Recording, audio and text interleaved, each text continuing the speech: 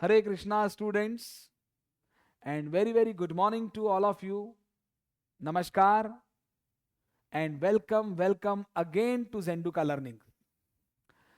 सबसे पहले I am very much thankful to all of you कि आप लोगों के प्यार और समर्थन की वजह से जेंडुका लर्निंग्स हमारा चैनल धीरे धीरे बढ़ रहा है। और आज फिर इस चैनल पर हम आपके लिए एक बहुत ही इंपॉर्टेंट रिवीजन वीडियो लेकर आए हैं। सीए इंटरमीडिएट के जो स्टूडेंट्स एग्जाम देने वाले हैं उनके लिए हम आज accounting standard 21 consolidated financial statements पर जो है हम वो रिवाइज करने वाले हैं। और हम ये रिवीजन विथ बहुत कम समय में करेंगे, with full coverage, with full concept coverage करेंगे, विथ प्रॉपर नोट्स करेंगे, और जो इंपॉर्टेंट क्वेश्चन स्टडी मटेरियल के हैं उनका डिस्कशन भी मैं यहाँ करूंगा। तो आज का ये वीडियो आखिरी तक आप देखिए, आप सभी लोगों के लिए बहुत ही इंपॉर्टेंट वीडियो साबित होने वाला है। तो ये देखिए, नोट्स भी आप देख सकते हैं, बहुत ही समराइज्ड वे में सारे कॉन्सेप्ट इसमें कवर कर लिए गए हैं, और ये आप लोगों के लास्ट रिवीजन के लिए बना दिया गया है, जो कि बहुत ही यूजफुल है।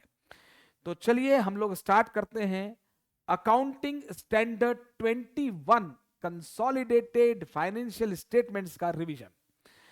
चलिए, the topic is consolidated financial statements.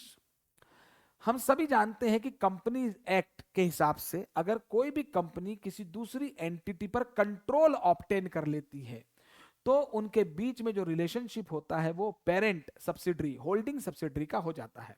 ठीक है, सब्सिडरी कोई जरूरी नहीं है कंपनी हो, वो कोई पार्टनरशिप फर्म, कोई एलएलपी भी हो सकती है। और कंट्रोल की भी जो डेफिनेशन है उसमें वन ऑफ द कंडीशन है कि एक कंपनी अगर दूसरी कंपनी के 50% से ज्यादा इक्विटी शेयर्स को होल्ड कर ले तो उनके बीच में पेरेंट सब्सिडरी का रिलेशनशिप आ जाता है। और कंपनीज एक्ट कहता है कि मैंडेटरी पेरेंट कंपनी को कंसोलिडेटेड फाइनेंशियल स्टेटमेंट, उसके सेपरेट फाइनेंशियल स्टेटमेंट्स के अलावा कंसोलिडेटेड फाइनेंशियल स्टेटमेंट भी बनाना ही होंगे। और एस 21 उस कंसोलिडेटेड फाइनेंशियल स्टेटमेंट को बनाने का प्रोसीजर आपको बताता है। एस 21 के हिसाब से यहां पर देखिए, कंसोलिडेटेड बैलेंस शीट बनाई जाएगी, consolidated profit and loss statement बनाया जाएगा, और कंसोलिडेटेड कैश फ्लो स्टेटमेंट बनाया जाएगा। तो कंसोलिडेटेड पीएनएल और कंसोलिडेटेड कैश फ्लो स्टेटमेंट ये बहुत ज्यादा सिंपल है। मतलब मैं ये कहूंगा कि अगर पूरे अकाउंटिंग स्टैंडर्ड को मैं 100% बोलूं तो ये पीएनएल और कैश फ्लो स्टेटमेंट का जो कंसोलिडेशन है वो 1% भी नहीं है। बड़ा सिंपल सा प्रोसीजर है। पूरा अकाउंटिंग स्टैंडर्ड डील करता है कंसोलिडेटेड बैलेंस शीट बनाने की प्रक्रिया पर। ठीक है, यहां मैंने आपके रेफरेंस के लिए एक ट्रेडिशनल फॉर्मेट में बैलेंस शीट बनाई है, कंपनी के फॉर्मेट में नहीं बनाई, थोड़ी इजी अंडरस्टैंडिंग के लिए कि कंसोलिडेटेड बैलेंस शीट बनानी कैसे है। तो देखिए, आपको सवाल में पेरेंट कंपनी और सब्सिडरी कंपनी की बैलेंस शीट दी जाएगी, लायबिलिटीज और असेट्स। ठीक है, उसमें क्या क्या होगा, नॉन करेंट असेट्स होंगी, करेंट असेट्स होंगी असेट साइड में, और लायबिलिटीज में नॉन करेंट लायबिलिटीज होंगी, करेंट लायबिलिटीज होंगी। इसके अलावा इक्विटी शेयर कैपिटल होगी, प्रेफरेंस शेयर कैपिटल होगी दोनों कंपनीज की, रिजर्व एंड सरप्लस होंगे दोनों कंपनीज के। ठीक है, और असेट साइड में मैंने इन्वेस्टमेंट लिए हैं, वो नॉन करेंट या करेंट कैटेगरी में आएंगे। मैंने समझाने के लिए अलग लिखा है कि पेरेंट कंपनी सब्सिडरी कब बनेगी, कोई कंपनी उसकी, कोई एंटिटी उसकी, जब उसने इन्वेस्टमेंट किया हो।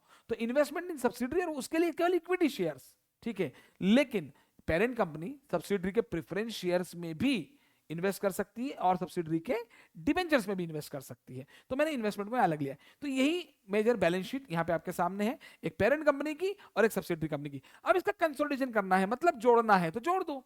बहुत ही सिंपल है। वैसे देखा जाए तो कंसोलिडेशन में सबको जोड़ जोड़ के लिख देना चाहिए, बन गई कंसोलिडेशन डेटेड बैलेंस शीट। लेकिन एस 21 इसका एक स्पेसिफिक प्रोसीजर बताता है।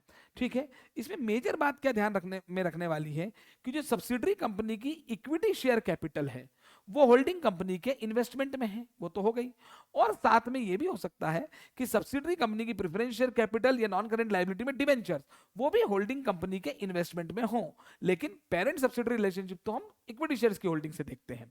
तो ये अल्टीमेटली कंसोलिडेशन मतलब जोड़ना ही है। लेकिन अब हम कंसोलिडेशन का प्रोसीजर समझेंगे एएस 21 के हिसाब से।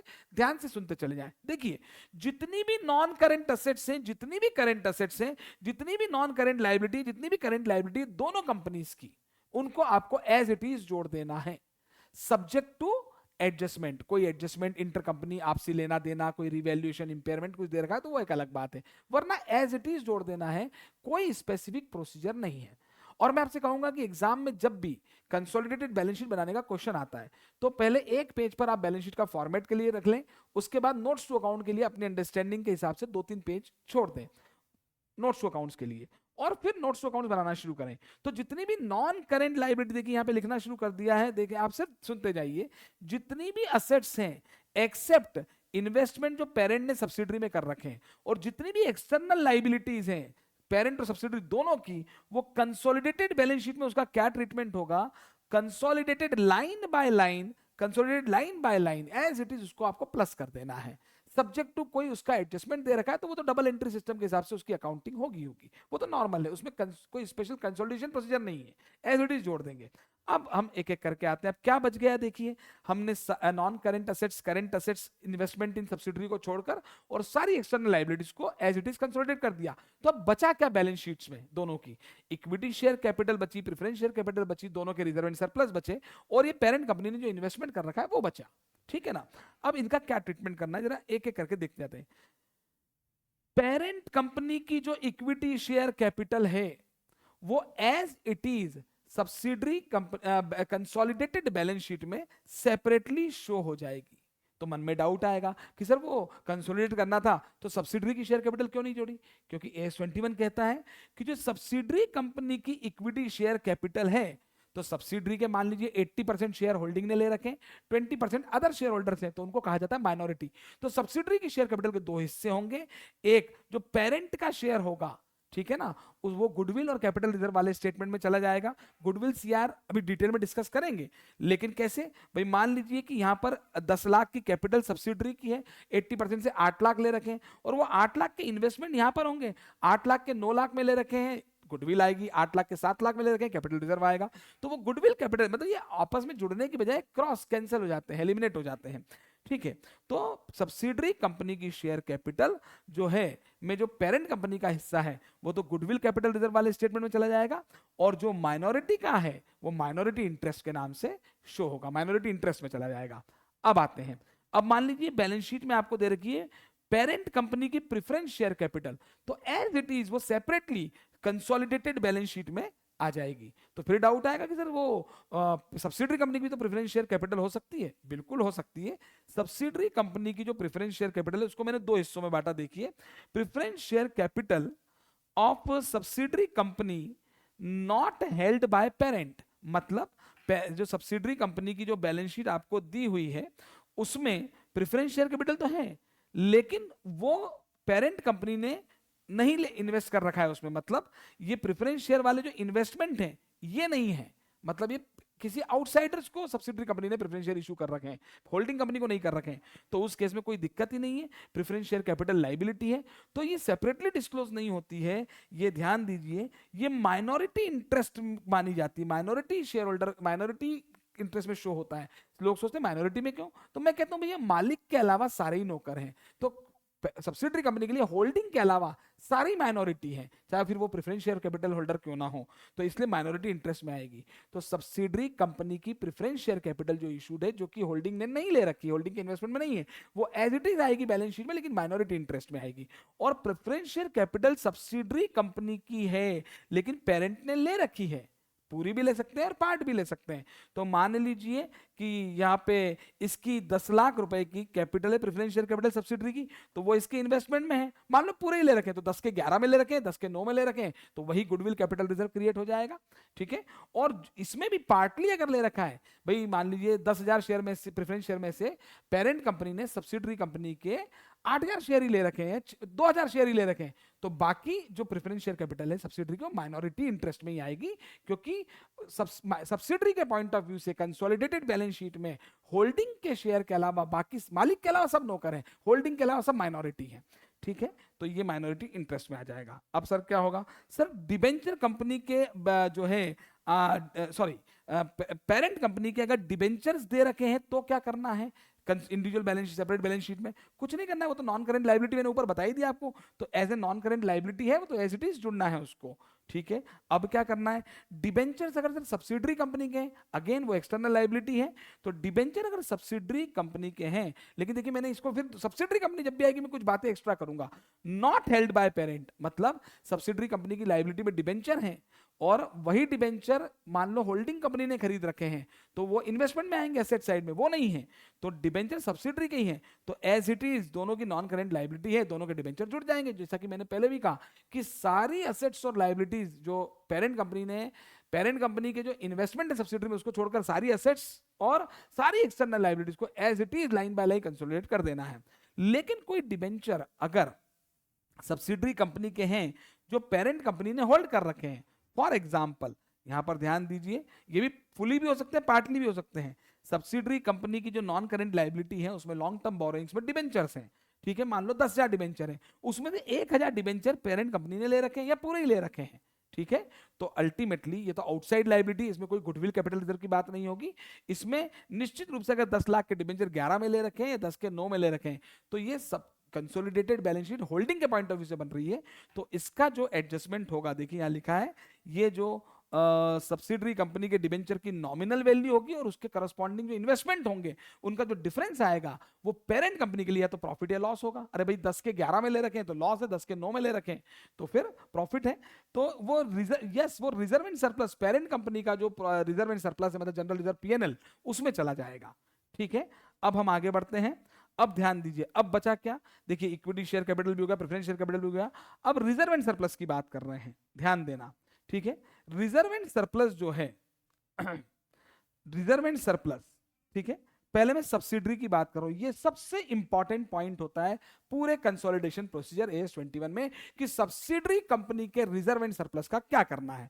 तो देखिए कंसोलिडेशन की डेट पर जो सब्सिडरी कंपनी का करेक्टेड रिजर्व एंड सरप्लस होता है, मैं करेक्टेड इसलिए बोल रहा हूं क्योंकि क्वेश्चन में कई बार कुछ एडजस्टमेंट दिए होते हैं, वो एडजस्टमेंट सब्सिडरी कंपनी के प्रॉफिट पे प्रभाव डाल सकते हैं। जैसे सब्सिडरी कंपनी ने असेट्स का रिवैल्यूएशन किया, या सब्सिडरी कंपनी ने कोई डिविडेंड दिया या बोनस इशू किया और अभी उसकी एंट्री नहीं हुई है, एंट्री करना बाकी है, तो डेफिनेटली वो जो बैलेंस शीट वाला फिगर है वो चेंज होगा क्योंकि आपने कुछ एंट्री नहीं की है। तो अल्टीमेटली सब्सिडरी कंपनी का जो रिजर्व एंड सरप्लस होता है वो जो कंसोलिडेशन की डेट पर दिया है, अगर वो करेक्टेड है, करेक्टेड नहीं होगा तो उसको करेक्ट करेंगे पहले और उसके बाद उसको प्री एक्विजिशन और पोस्ट एक्विजिशन प्रॉफिट में बांटते हैं। क्यों बांटते हैं? क्योंकि प्री एक्विजिशन प्रॉफिट का ट्रीटमेंट अलग है, पोस्ट एक्विजिशन प्रॉफिट का ट्रीटमेंट अलग है। ध्यान से समझेंगे। और प्री और पोस्ट देखते कैसे? एक्विजिशन की डेट से। ऐसा नहीं ड्यूरिंग द ईयर वाला पोस्ट हो जाएगा उसके पहले वाला, नो, जिस दिन पेरेंट कंपनी ने सब्सिडरी कंपनी के शेयर्स एक्वायर किए उस दिन तक का सब्सिडरी का प्रॉफिट प्री एक्विजिशन कहलाएगा और उसके बाद का पोस्ट एक्विजिशन कहलाएगा। तो ध्यान समझ लें, सब्सिडरी के प्रॉफिट को, करेक्टेड प्रॉफिट को, जो कंसोलिडेशन की डेट पर जो करेक्टेड प्रॉफिट है उसको आपको प्री एक्विजिशन और पोस्ट एक्विजिशन में बांटना पड़ेगा। तो सर आपने दो दो बार क्यों लिख दिया प्री पोस्ट? इसलिए लिख दिया कि जो सब्सिडरी का प्रॉफिट है उसमें कुछ शेयर तो होल्डिंग कंपनी का है, पेरेंट का है, और कुछ माइनॉरिटी का है। तो पहले दो हिस्से होंगे, प्री और पोस्ट, और फिर 2 के 4 हिस्से होंगे, ठीक है, होल्डिंग कंपनी का शेयर और माइनॉरिटी का। तो जो प्री एक्विजिशन प्रॉफिट है, जो उसमें जो पेरेंट कंपनी होल्डिंग कंपनी का शेयर है, ठीक है, वो गुडविल सीआर कैलकुलेट करने में चला जाएगा। अभी मैं इसका पूरा स्टेटमेंट भी बताऊंगा नीचे आपको कि क्या फॉर्मेट होगा। ये हम रिवीजन कर रहे हैं, प्रॉपर ध्यान से सुनिए। और जो माइनॉरिटी का प्री एक्विजिशन प्रॉफिट में हिस्सा होगा वो माइनॉरिटी इंटरेस्ट में चला जाएगा। जो पोस्ट एक्विजिशन प्रॉफिट है सब्सिडरी कंपनी का, उसमें जो पेरेंट कंपनी का शेयर है वो पेरेंट कंपनी के रिजर्व एंड सरप्लस में ऐड हो जाएगा, और लॉस होगा तो लेस होगा वो तो।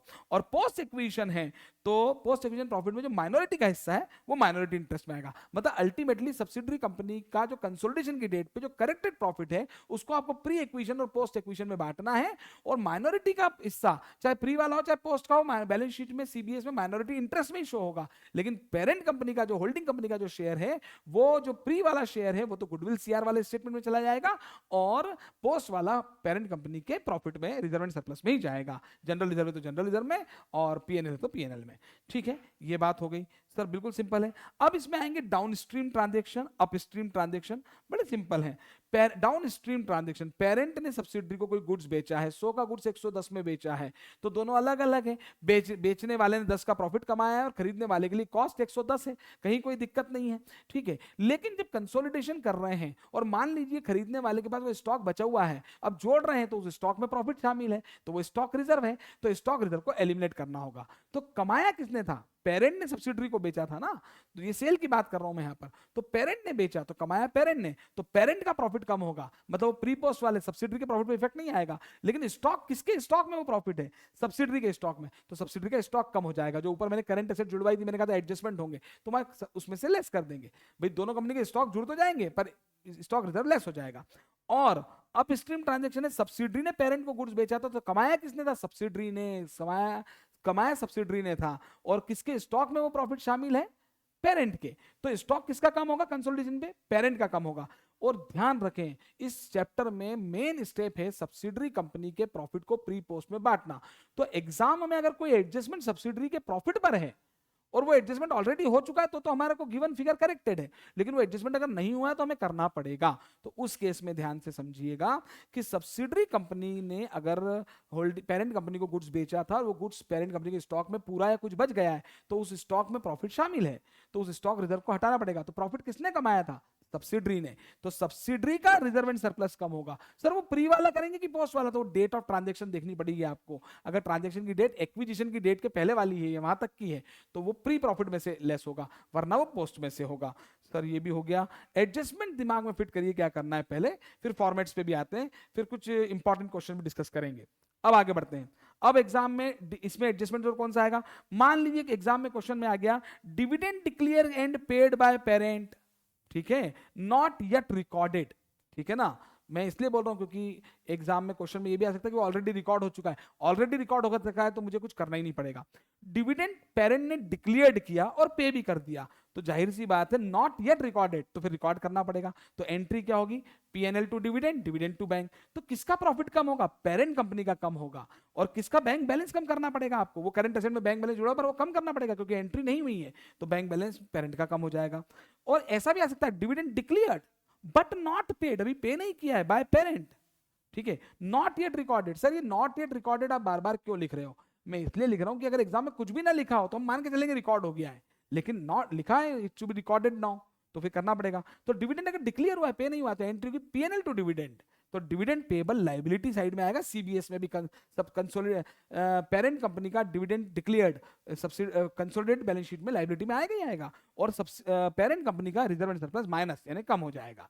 ठीक है, अब ध्यान दें, अब आतंक तब मचता है, हमारे हड़कंप तब मचता है जब डिविडेंड डिक्लेयर पे एंड पेड या डिक्लेयर्ड बट नॉट पेड करते सब्सिडरी। क्योंकि देखिए जब जब जब जब जब जब जब जब सब्सिडरी कंपनी डिविडेंड देगी ना, तो उसका प्रोपोर्शनेट शेयर होल्डिंग को मिलेगा, क्योंकि होल्डिंग उसका एक शेयर होल्डर है। बिल्कुल, बाकी अदर 80% है मान लीजिए, तो 80% डिविडेंड, 20,000 का डिविडेंड अगर इसने दिया तो 16,000 उसको मिलना है। तो जब भी सब्सिडरी कंपनी डिविडेंड देती है तो अकाउंटिंग एंट्री सब्सिडरी भी करेगी और पेरेंट कंपनी भी करेगी, डेफिनेटली प्रोपोर्शनेट की। अब उसका क्या ट्रीटमेंट होगा मैं यहां बता देता हूं। देखिए, डिविडेंड डिक्लेयर्ड, ये बड़ा इंपॉर्टेंट है, and paid by subsidiary. Question में ऐसा लिखा हुआ है एंड पेड, केवल पेड लिखा है तो डिक्लेयर हो गई, पर केवल डिक्लेयर लिखा है तो पेड हो जरूरी नहीं है। तो dividend declared and paid by subsidiary not yet recorded, मतलब क्वेश्चन में आया कि रिकॉर्ड नहीं हुआ है, तो फिर रिकॉर्ड करेंगे। तो एंट्री क्या होगी? सोचें, PNL to dividend, dividend to bank, वो तो वही होती है। लेकिन डिविडेंड की डेट के हिसाब से डिविडेंड की कैलकुलेशन शेयर कैपिटल पे होगी, वो भी ध्यान रखना होगा। ठीक है, और डिविडेंड की डेट के हिसाब से आपको देखना पड़ेगा कि वो प्री है या पोस्ट है। ठीक है, प्री एक्विजिशन पीरियड का है, पोस्ट एक्विजिशन का पीरियड का है, प्री एक्विजिशन प्रॉफिट में से, पोस्ट एक्विजिशन प्रॉफिट में से। हालांकि मैं लास्ट में भी बता दूंगा कि आईसीआई ने बता दिया है आपको कि क्या अजम्पशन लेना है, लेकिन मान के चलें। देखिए, सब्सिडरी कंपनी की बुक्स में भी एंट्री होगी जब डिविडेंड होल्ड पेरेंट कंपनी देगी, सब्सिडरी कंपनी देगी, और पेरेंट कंपनी की बुक्स में भी एंट्री होगी प्रोपोर्शनेट अमाउंट से।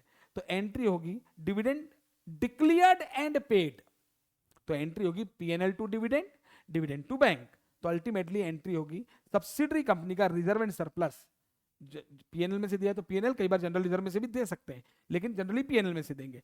और बैंक बैलेंस कम हो जाएगा सब्सिडरी का। सब्सिडरी का कौन सा प्रॉफिट कम करना है, प्री या post, depending on the date. ठीक है, उसके बाद अब पेरेंट कंपनी उसकी एंट्री क्या करेगी? Bank account debit to dividend receivable, बिल्कुल ठीक है, तो बैंक बैलेंस बढ़ जाएगा। और डिविडेंड रिसीवेबल उसके लिए इनकम कब होगा? जब वो पोस्ट एक्विजिशन प्रॉफिट में से मिला है, पोस्ट एक्विजिशन पीरियड से के लिए मिला है, तो पीएनएल में चला जाएगा। लेकिन अगर पेरेंट कंपनी को सब्सिडरी कंपनी से डिविडेंड मिला है, out of pre acquisition profit मिला है, उसके एक्वायर करने के पहले वाले पीरियड के लिए मिला है, तो फिर पेरेंट कंपनी उस डिविडेंड को इनकम नहीं मानेगी, उससे इन्वेस्टमेंट की कॉस्ट कम होगी, कॉस्ट ऑफ इन्वेस्टमेंट रिड्यूस हो जाएगी, वो गुडविल कैपिटल रिजर्व वाले स्टेटमेंट में चली जाएगी। अभी मैं वो स्टेटमेंट बताऊंगा आपको, ठीक है। नॉट, अगर क्वेश्चन में लिखा था रिकॉर्ड हो चुका है तो फिर हमें कोई एडजस्टमेंट करने की जरूरत नहीं पड़ेगी, वो रिकॉर्ड अगर हो चुका है तो रिकॉर्डेड है वो तो, ठीक है। और dividend declared but not paid, declare तो कर लिया पर पे नहीं किया, तो ठीक है भैया। Not yet recorded, not yet recorded लिखा हुआ है तो हमें रिकॉर्ड करना पड़ेगा, रिकॉर्ड करना पड़ेगा तो एंट्री होगी PNL to dividend, dividend to bank नहीं होगी, पे नहीं किया है तो पीएनएल टू डिविडेंड, तो बिल्कुल पीएनएल टू डिविडेंड, तो ये रिजर्व एंड सरप्लस। अब अगेन सब्सिडरी कंपनी के जब भी प्रॉफिट पे एडजस्टमेंट की बात आए तो देखना पड़ेगा वो प्री में से है पोस्ट में से, तो डिविडेंड की डेट देखेंगे, वो एक्विजिशन की डेट के तक का डिविडेंड है तो फिर वो प्री प्रॉफिट में से कम होगा और अदरवाइज वो पोस्ट में से कम होगा, और डिविडेंड पेबल लायबिलिटी आ जाएगी बैलेंस शीट में। मान लो 100 रुपए का डिविडेंड है और 80 रुपए इसको मिलेंगे, पेरेंट कंपनी को 80% होल्डिंग ले रहा हूं मैं, तो ये एंट्री करेगा dividend receivable account debit, dividend receivable asset, bank debit नहीं होगा, मिला नहीं है ना, तो डिविडेंड रिसीवेबल डेबिट। अगर ये पोस्ट एक्विजिशन में से मिला है तो ये इसकी इनकम में चला जाएगा, रिजर्व एंड सरप्लस में चला जाएगा पेरेंट कंपनी के, और नहीं तो ये इन्वेस्टमेंट की कॉस्ट कम कर देगा, बिल्कुल बिल्कुल, है ना। और यहां पर इस अब इंपॉर्टेंट बात ध्यान रखना, मान लो सब्सिडरी ने 100 रुपए का डिविडेंड पेबल है और 80 रुपीज पेरेंट को रिसीवेबल है, तो जब सीबीएस बनेगा तो ये dividend payable receivable inter company owings है तो ये एलिमिनेट हो जाएगी, और जो बैलेंस 20 रुपए बचेगा जो बाहर वालों को देना है वो माइनॉरिटी इंटरेस्ट में आएगा, यस माइनॉरिटी इंटरेस्ट में आएगा, बिल्कुल ठीक है। और यही सेम ट्रीटमेंट प्रेफरेंस डिविडेंड का भी होगा, अगर मान लो एग्जाम में प्रेफरेंस डिविडेंड आ जाएगा तो डिक्लेयर्ड एंड पेड है तो PNL to dividend, dividend to bank, और अगर केवल डिक्लेयर्ड है तो पीएनएल टू डिविडेंड, ठीक है ना। जो कंपनी देगी उसका प्रॉफिट कम होगा, उसका बैंक बैलेंस कम होगा, और सब्सिडरी कंपनी अगर देगी तो पेरेंट को मिलेगा भी, ठीक है, और उसी तरीके से उसका सेम सिमिलर ट्रीटमेंट हो जाएगा, ठीक है ना। चलिए आगे बढ़ते हैं, और प्रेफरेंस डिविडेंड जो देना बाकी है, जो देना बाकी है वो लायबिलिटी में आएगा, बिल्कुल, और वो लायबिलिटी में सब्सिडरी की बात हो रही है तो वो आएगा माइनॉरिटी इंटरेस्ट में। मैंने कहा ना, जो भी liability hold consolidated balance sheet में सब्सिडरी की जो भी लायबिलिटी है होल्डिंग के अलावा किसी और शेयर होल्डर की, तो वो माइनॉरिटी है, ठीक है। अब आगे बढ़ते हैं, अब ऐसे ही इसमें बोनस का एडजस्टमेंट आ सकता है। देखिए again, bonus parent company declare करे, डिक्लेयर्ड बाय पेरेंट, ठीक है, not yet recorded, not yet recorded में बार बार मैं फिर कह रहा हूं, क्यों लिख रहा हूं, क्योंकि एग्जाम में जो क्वेश्चन जनरली मॉड्यूल में भी जो दिए गए हैं उसमें बोनस दिया गया है और कुछ भी नहीं लिखा है, तो ये माना गया है कि बोनस की एंट्री हो चुकी है। मैं ये इसलिए बोल रहा हूं, देखिए कि अगर बोनस शेयर इशू हुए हैं, चाहे वो पेरेंट ने किए हो चाहे सब्सिडरी ने किए हो, अगर बोनस शेयर इशू हुए और उसकी एंट्री हो चुकी है तो जो सवाल में आपको बैलेंस शीट दी होगी उस इक्विटी शेयर कैपिटल में आफ्टर बोनस फिगर दिया होगा, तो वरना और नई एंट्री हुई होगी तो बिफोर बोनस दिया होगा, तो आपको वो ध्यान रखना पड़ेगा, ठीक है। तो यहां पर देखिए, bonus declared by parent not yet recorded, तो वो कई स्टूडेंट्स का सोचना है कि भाई कंसोलिडेशन बड़ा कठिन है, कंसोलिडेशन प्रोसीजर तो बिल्कुल सिंपल है। अब ये बोनस की एंट्री है तो कोई कंसोलिडेशन का एडजस्टमेंट नहीं है, तो नॉर्मल एडजस्टमेंट है।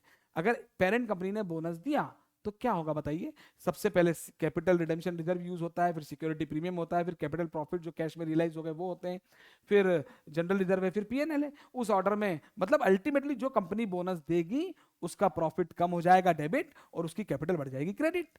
लेकिन अगर सब्सिडरी कंपनी ने बोनस दे दिया और वो रिकॉर्ड नहीं हुआ है अभी, तो रिकॉर्ड करेंगे तो सब्सिडरी का प्रॉफिट कम होगा, सब्सिडरी की शेयर कैपिटल बढ़ेगी, और पेरेंट की बुक में इसमें कोई एंट्री नहीं होगी क्योंकि बोनस तो फ्री कॉस्ट है भाई, सब इन्वेस्टमेंट 0 रुपए में मिल गए तो इन्वेस्टमेंट की एंट्री नहीं होगी, तो कोई केवल नंबर ऑफ शेयर बढ़ जाएंगे। लेकिन ध्यान रखना, जब भी जो है होल्डिंग परसेंट कभी भी चेंज नहीं होता बोनस इशू, अगर सब्सिडरी बोनस शेयर इशू करती है, भाई 100 में से 80 शेयर हमने ले रखे थे, 100 पे एक शेयर बोनस इशू किया तो 100 पे 100 इशू हो गए तो उसको 80 और मिल गए सब्सिडरी पेरेंट कंपनी को, तो 200 में से 160 हो गए तो वो 80% ही रहा, तो होल्डिंग परसेंट बोनस इशू से चेंज नहीं होगा।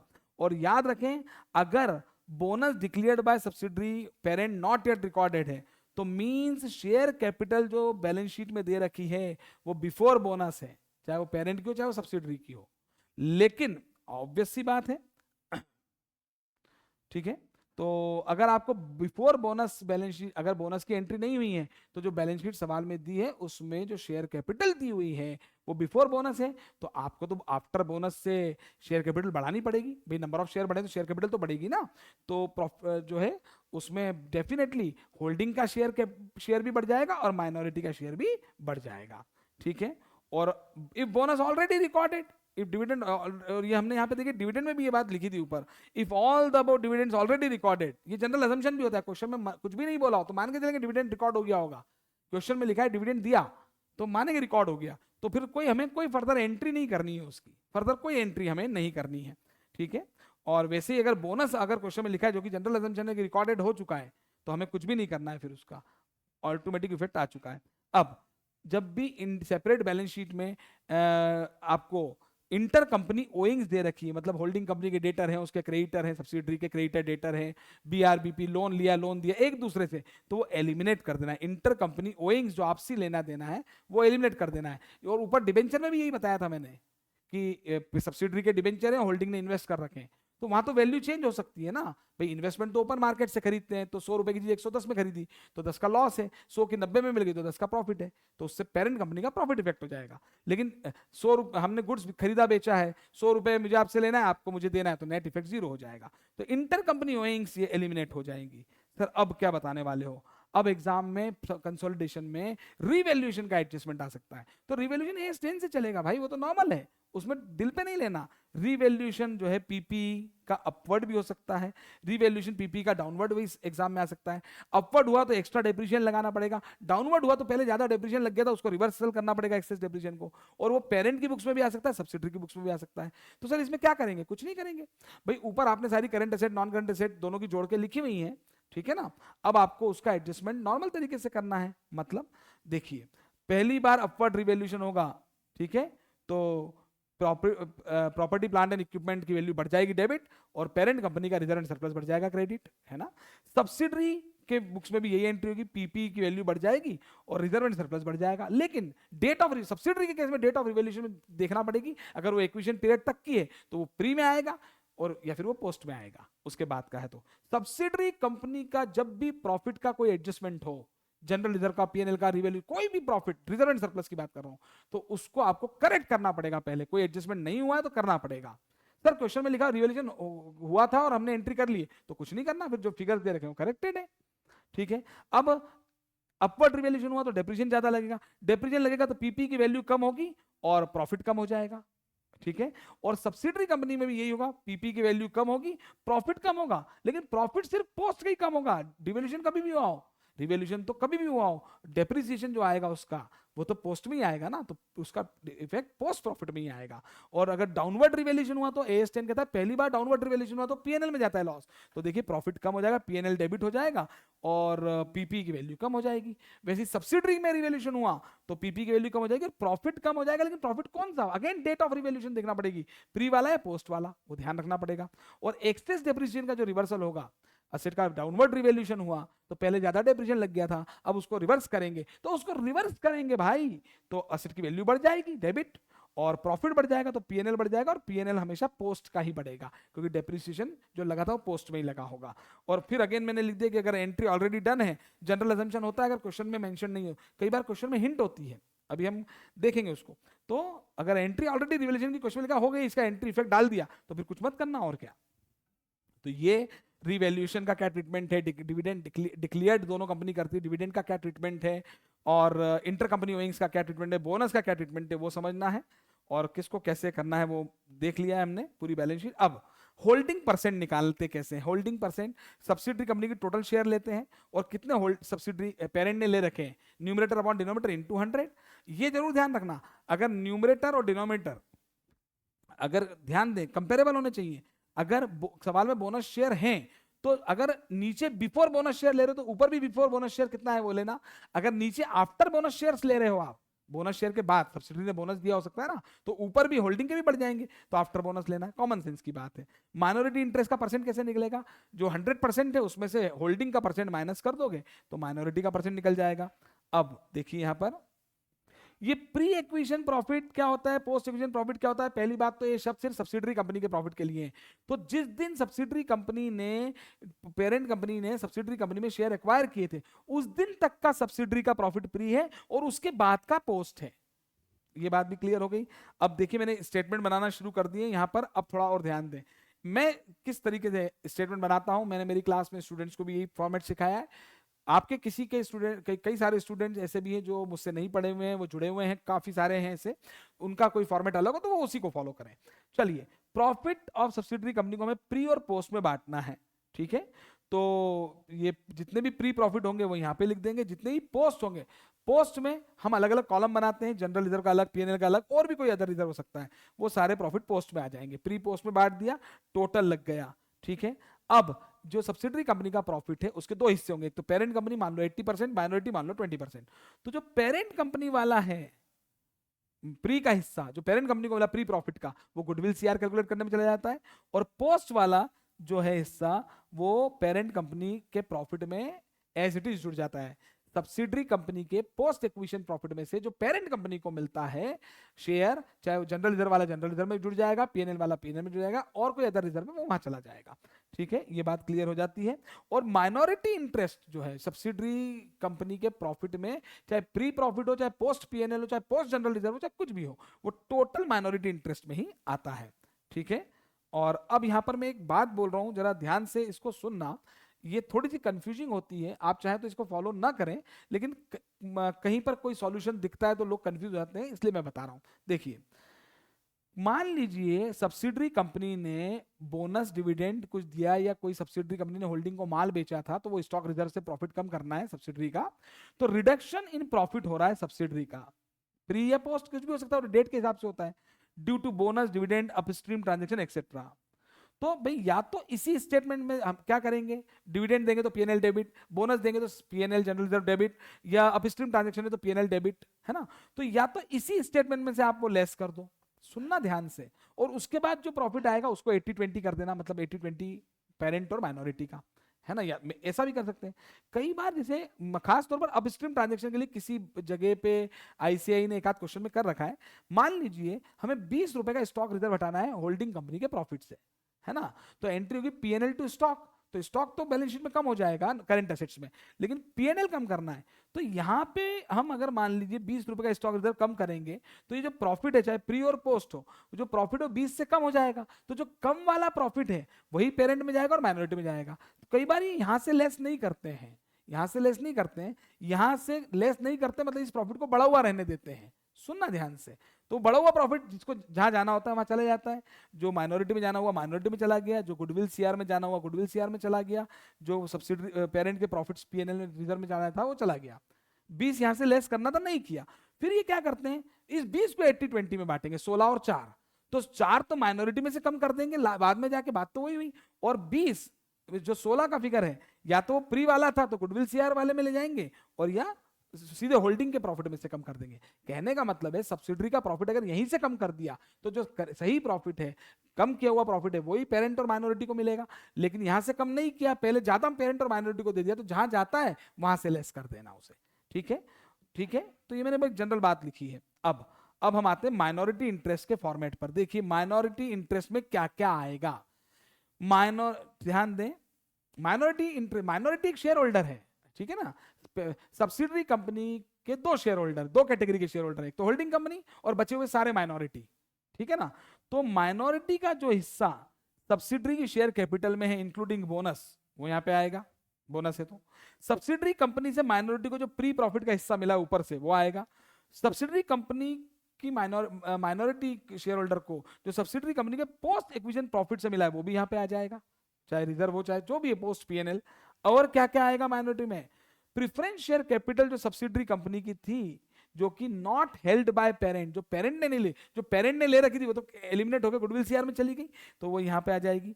और सब्सिडरी कंपनी का जो डिविडेंड पेएबल है, ठीक है ना, आफ्टर इंटर कंपनी एलिमिनेशन, ऊपर हमने बताया ना डिविडेंड पेएबल रिसीवेबल एलिमिनेट हो जाएंगे। सब्सिडरी कंपनी ने डिविडेंड दिया 20 रुपए का, मान लो 100 रुपए का, उधर होल्डिंग को मिलेगा 80 रुपए का, तो लेना पेमेंट हो गया तो लेना देना ही नहीं, डिविडेंड पेड है तो। लेकिन केवल डिक्लेयर्ड है तो पेएबल है, के लिए रिसीवेबल है, एलिमिनेट होगा, बचा हुआ माइनॉरिटी में आ जाएगा, ठीक है। और कोई भी प्रेफरेंस डिविडेंड पेएबल है, कोई भी माइनर सब्सिडरी कंपनी कोई प्रेफरेंस शेयर होल्डर है, उनको डिविडेंड देना बाकी है तो माइनॉरिटी में आएगा वो, ठीक है। सब्सिडरी कंपनी को होल्डिंग कंपनी के अलावा नॉर्मल जो एक्सटर्नल लायबिलिटी उनको छोड़ दो, शेयर होल्डर के प्रति जो लायबिलिटी है उसमें होल्डिंग के अलावा किसी और को देना है, चाहे वो बचे हुए माइनॉरिटी इक्विटी शेयर होल्डर हो चाहे प्रेफरेंस शेयर होल्डर हो, वो सब माइनॉरिटी माने जाएंगे। ठीक है, और यहां पर ही इस पॉइंट को हम डिस्कस कर लेते हैं। माइनॉरिटी इंटरेस्ट पॉजिटिव फिगर आता है, अमाउंट आता है, ये कोई अमाउंट आएगा यहाँ पे टोटल, लेकिन वो नेगेटिव भी हो सकता, नील भी हो सकता है। बिल्कुल भाई, जितना मिल रहा है उतना ही लॉस हो जाए, सब्सिडी लॉस में भी तो हो सकती है, और नेगेटिव भी हो सकता है। मान लो लेना 10 लाख था, लॉस इतना ज्यादा हो गया कि माइनॉरिटी के हिस्से 11 लाख हो गया, तो लॉस भी हो सकता है। लेकिन नेगेटिव माइनॉरिटी डिस्क्लोज नहीं होती कंसोलिडेटेड बैलेंस शीट में। अगर माइनॉरिटी इंटरेस्ट मान लो 2 लाख का नेगेटिव आ जाता है, तो आपको उसको जीरो कर देना है, और उस 2 लाख के नेगेटिव फिगर को जो पेरेंट कंपनी का, होल्डिंग कंपनी का जो रिजर्व एंड सरप्लस वाला स्टेटमेंट है उसमें से एडजस्ट कर देना है डिस्क्लोजर के लिए। लेकिन भविष्य में जब भी मान लीजिए फिर एक दिन सब्सिडरी प्रॉफिट में आई, और मान लो इसका हिस्सा 1 लाख का प्रॉफिट बना, तो वो 1 लाख माइनॉरिटी को नहीं मिलेगा, पहले वो होल्डिंग के प्रॉफिट में से एडजस्ट होगा। ऐसा एक क्वेश्चन हम अभी डिस्कस भी करेंगे, मॉड्यूल का क्वेश्चन है और क्लास में करवाया हुआ क्वेश्चन होता है। ठीक है, और फिर 1 लाख का प्रॉफिट हुआ तो फिर वो हो जाएगा, मतलब वही लिखा है कि सब्सिडरी लॉस में है, तो अगर लॉस की वजह से माइनॉरिटी नेगेटिव आती है तो माइनॉरिटी इंटरेस्ट तो जीरो आएगा, वो होल्डिंग का प्रॉफिट कम कर देंगे। और सब्सिक्वेंटली जब सब्सिडरी प्रॉफिट रिपोर्ट करेगी, तो पहले तुमने होल्डिंग का प्रॉफिट कम किया था, तो जितना तुमने कम किया था उतना होल्डिंग का प्रॉफिट पहले बढ़ेगा। ठीक है, 2 लाख तक बढ़ेगा मेरे एग्जांपल में, और फिर वो मान लो 50,000 और बढ़ गया, आ गया किसी डेट पर। हर डेट पर कंसोलिडेशन कोई एक बार थोड़ी होगा, जिस दिन पहली बार शेयर एक्वायर की उस दिन भी पहला कंसोलिडेशन होगा, और हर बैलेंस शीट डेट पर कंसोलिडेशन होगा। हर ईयर में प्रॉफिट लॉस चेंज हो सकता है ना, तो एज ऑन डेट जिस दिन वो 2 लाख से ऊपर, मेरे एग्जांपल के हिसाब से 2 लाख से ऊपर का प्रॉफिट माइनॉरिटी को मिल रहा है, तो पहले पेरेंट वाला एडजस्ट हो जाएगा, और फिर बचा हुआ पॉजिटिव माइनॉरिटी इंटरेस्ट शो हो जाएगा। ठीक है, अब यहां पर आ जाते हैं गुडविल और कैपिटल रिजर्व का जो स्टेटमेंट है उस पर हम आ रहे हैं। ध्यान दीजिए कैसे होगा। सब्सिडरी कंपनी की शेयर कैपिटल में पेरेंट कंपनी का जो हिस्सा है इंक्लूडिंग बोनस वो आएगा, जो लिया था डेट ऑफ एक्विजिशन पे जो लिया था, और बोनस बाद में भी आ सकता है। फिर जो सब्सिडरी कंपनी के प्री एक्विजिशन प्रॉफिट में हिस्सा मिला है वो उसी दिन का होता है, ऑन दैट डेट। तो इन दोनों को जोड़ के आता है नेट वर्थ। सब्सिडरी की नेट वर्थ में पेरेंट कंपनी का हिस्सा। ठीक है, और ये देखिए किसी किसी सवाल में नेटवर्थ ऐसे ना निकले, तो सब्सिडरी की बैलेंस शीट से असेट, डेट ऑफ एक्विजिशन की बैलेंस शीट अगर दे रखी हो, तो सब्सिडरी की all assets minus external liabilities से उसकी नेटवर्थ निकल जाएगी। वो उसका 80% ले लें, अगर 80% होल्डिंग है, 90% जो भी है। ठीक है भाई, वो तो बैलेंस शीट है, ये असेट है, लायबिलिटी है, शेयर कैपिटल है, रिजर्व है। असेट माइनस लायबिलिटी से नेटवर्थ निकाल लो, शेयर कैपिटल प्लस रिजर्व से निकाल लो। तो डेट ऑफ एक्विजिशन पे जो सब्सिडरी की शेयर कैपिटल थी उसमें पेरेंट का हिस्सा, डेट ऑफ एक्विजिशन पे जो सब्सिडरी का प्रॉफिट था, प्री एक्विजिशन प्रॉफिट, उसमें पेरेंट का हिस्सा, दोनों मिला के नेटवर्थ आ गई। अब नेटवर्थ आ गई, ठीक है, ये मैंने लिखा भी, देखिए एसेट लायबिलिटी से भी निकाल सकते हैं। और इसके बाद यहां पर मान लीजिए वो नेटवर्थ आती है 1 लाख रुपए, ये सब्सिडरी का फॉर एग्जाम्पल लिया है। अब 1 लाख की नेटवर्थ में हिस्सा मिला उस दिन इन्वेस्ट करने पर, वो 80,000 में ले लिया या वो 1,10 में ले लिया। ज्यादा दिया है तो गुडविल और कम दिया है तो कैपिटल रिजर्व। लेकिन लेकिन लेकिन ये तो कॉस्ट ऑफ इन्वेस्टमेंट होती है। इस बात को समझें कि अगर मान लीजिए आपने जिस दिन सब्सिडरी कंपनी में शेयर एक्वायर किए थे, उस दिन जो सब्सिडरी कंपनी की नेटवर्थ थी, शेयर कैपिटल और रिजर्व इन सरप्लस, उसमें आपका हिस्सा 1 लाख था, और आपने 1,10,000 रुपए देकर वो इन्वेस्टमेंट खरीदे थे, है ना। ये तो कॉस्ट ऑफ इन्वेस्टमेंट है ग्रॉस। लेकिन उसी दिन अगर आपको सब्सिडरी ने डिविडेंड डिक्लेयर किया था उस दिन तक के प्रॉफिट में से, उस दिन तक के पीरियड तक का, तो उसका जो डिविडेंड आपको मिलेगा वो प्री एक्विजिशन डिविडेंड होगा। तो प्री एक्विजिशन डिविडेंड को मैंने ऊपर कहा था पेरेंट कंपनी इनकम नहीं मानेगी, उससे इन्वेस्टमेंट की कॉस्ट कम करेगी। मान लीजिए वो डिविडेंड 2,000 रुपए का है, तो 1,10,000 के इन्वेस्टमेंट लिए, 2,000 की चॉकलेट मिल गई, डिविडेंड मिल गया उसी दिन, तो 1,08,000 रुपए में आपको सामान मिल गया 1 लाख का। तो 1 लाख का 1,08 में मिला, तो ये 8,000 की गुडविल है, और ये कम होता है 1 लाख से तो ये कैपिटल रिजर्व होता। तो ये नेट कॉस्ट ऑफ इन्वेस्टमेंट लेना है, तो ध्यान दीजिए सब्सिडरी कंपनी की शेयर कैपिटल में पेरेंट का हिस्सा, सब्सिडरी कंपनी के प्री प्रॉफिट में शेयर पेरेंट का हिस्सा, सब्सिडरी कंपनी की नेटवर्थ में पेरेंट का हिस्सा, एक्विजिशन की डेट पे क्या था, ये एसेट माइनस लायबिलिटी से भी निकल सकता है। और इन्वेस्टमेंट की जो कॉस्ट थी इक्विटी शेयर्स की वो क्या थी, उसमें से प्री एक्विजिशन डिविडेंड माइनस किया, नेट कॉस्ट ऑफ इन्वेस्टमेंट आ गई, और यहां पर ये गुडविल कैपिटल रिजर्व आ गया। और सेम केस, सेम चीज जो होगी बस वो प्रॉफिट का प्री पोस्ट का हिस्सा नहीं होगा, क्योंकि प्रेफरेंस शेयर कैपिटल का प्रॉफिट में कोई हिस्सा नहीं होगा, उनको तो डिविडेंड पर प्रेफरेंस मिलता है। तो जो सब्सिडरी कंपनी की प्रेफरेंस शेयर कैपिटल है जो होल्डिंग ने ले रखी है वो और इन्वेस्टमेंट से कैंसिल होगी, गुडविल सीआर जो मैंने अभी ऊपर आपको बताया था, तो टोटल गुडविल इस तरीके से आ जाएगी। ठीक है, अब हम आते हैं रिजर्व एंड सरप्लस जो पेरेंट कंपनी का है। ठीक है, रिजर्व एंड सरप्लस जो पेरेंट कंपनी का है, ध्यान दें पेरेंट कंपनी का जनरल रिजर्व दिया हो सकता है, पीएनएल दिया हो सकता है, अदर रिजर्व दिए हो सकते हैं, कॉलम वाइज लिख लेंगे एज पर बैलेंस शीट। अब यहाँ पे और क्या क्या जुड़ेगा, ऐसी चीज तो जोड़ना नहीं था, है ना। तो सब्सिडरी के प्रॉफिट का जो पोस्ट वाला प्रॉफिट है उसका जो हिस्सा पेरेंट को मिला है वो यहाँ पे आ जाएगा। ठीक है, अब कोई डाउन स्ट्रीम ट्रांजेक्शन हुआ था, होल्डिंग ने सब्सिडरी को माल बेचा था, तो सब्सिडरी के स्टॉक में रिजर्व है वो हटाएंगे कंसोलिडेशन पर। तो होल्डिंग का प्रॉफिट किसने कमाया था, होल्डिंग ने, तो होल्डिंग का प्रॉफिट रिड्यूस हो सकता है, वो आ जाएगा। ठीक है, होल्डिंग ने अगर जो रिवैल्यूएशन किया है तो उसके प्रॉफिट लॉस से वो बढ़ सकता है। ठीक है, मैं एडजस्टमेंट बता रहा हूं यहाँ क्या क्या आ सकते हैं। पोस्ट सब्सिडरी का जो पोस्ट एक्विजिशन का डिविडेंड है वो यहाँ पे आएगा, प्री वाले से मिलता सब्सिडरी से पेरेंट कंपनी को, तो इन्वेस्टमेंट की कॉस्ट कम हो जाती है। ठीक है, उसके बाद अगर पेरेंट कंपनी ने कोई बोनस दिया है और एंट्री नहीं हुई है, देखिए एंट्री होगी तो कुछ नहीं होगा, एंट्री नहीं हुई है तो बोनस का एडजस्टमेंट करना पड़ेगा। डिविडेंड करना दिया तो डिविडेंड कम होगा, प्रॉफिट कम होगा डिविडेंड से। और नेगेटिव माइनॉरिटी जो मैंने अभी ऊपर कहा था वो अगर आ गई सवाल में तो वो वहां तो जीरो हो जाएगी, यहाँ माइनस हो जाएगी। ठीक है, ये हो गया। अब हम आगे बढ़ रहे हैं, थोड़ा सा बस लास्ट कुछ बचा है, थोड़े से पॉइंट्स और बचे हैं, देखिए ध्यान से। एग्जाम में ध्यान देना, मल्टीपल सब्सिडरी आ सकता है, मतलब ए लिमिटेड होल्डिंग है और ए की 3 सब्सिडरी बी सी और डी, तो सवाल कैसे करना है वो मैं केवल तरीका बता रहा हूं। ए पेरेंट होगा, बी सी डी सब्सिडरी होंगी, ठीक है ना। तो इसमें करना क्या रहेगा, आपको बिल्कुल वैसे ही करना है। आप होल्डिंग परसेंट 3 बार निकलेगा, बी सी डी में 80 70 60% ले रखा है, तीनों की माइनॉरिटी अलग अलग आएगी, है ना। तीनों कंपनी का प्री पोस्ट का स्टेटमेंट अलग बनाना पड़ेगा आपको, यस। तीनों का माइनॉरिटी इंटरेस्ट अलग अलग आएगा, सीबीएस तो एक बनेगी पर बी की माइनॉरिटी अलग, सी की माइनॉरिटी अलग, डी की माइनॉरिटी अलग आएगी, बिल्कुल। और तीनों का गुडविल सीआर अलग अलग बनेगा, ए इन बी का गुडविल सीआर अलग बनेगा, बी इन सी का अलग बनेगा, सी इन डी का अलग बनेगा, बिल्कुल। बाकी पूरा तरीका वैसा का वैसा ही है। तो ये मल्टीपल सब्सिडरी का क्वेश्चन भी वैसे ही करना है, ठीक है ना, जैसे किया वैसे ही करना है, ठीक, ये ध्यान रखें। अब एक बड़ा इंपॉर्टेंट पॉइंट है, देखिए मल्टीपल स्टेज एक्विजिशन आ सकता है। भाई पेरेंट कंपनी ने पहले 10% शेयर लिए तो पेरेंट होल्डिंग सब्सिडरी हुई नहीं, फिर 20 लिए तो 30 ही हुए, फिर 20 लिए तो 50 ही हुए, फिर 20 लिए तो 70 हुए। तो हमें तो कंसोलिडेशन की डेट पे देखना होता है, कंसोलिडेशन की हम डेट पर देखते हैं कि भाई पेरेंट सब्सिडरी रिलेशनशिप है कि नहीं, अगर है तो कंसोलिडेशन करेंगे। तो उसमें वो प्री पोस्ट वाला सिस्टम कैसे करना है वो जरा देखना। मैंने एग्जांपल में लिया है कि एक कंपनी ने दूसरी कंपनी, मतलब हम 31 मार्च को कंसोलिडेशन कर रहे हैं, एक कंपनी ने दूसरी कंपनी के शेयर लिए, है ना, 1 अप्रैल साल की शुरुआत में 10% लिए, फिर 1 अप्रैल को 10% लिए, फिर 31 अक्टूबर को 40% लिए, ठीक है ना, तो 50 ही हुआ अभी भी।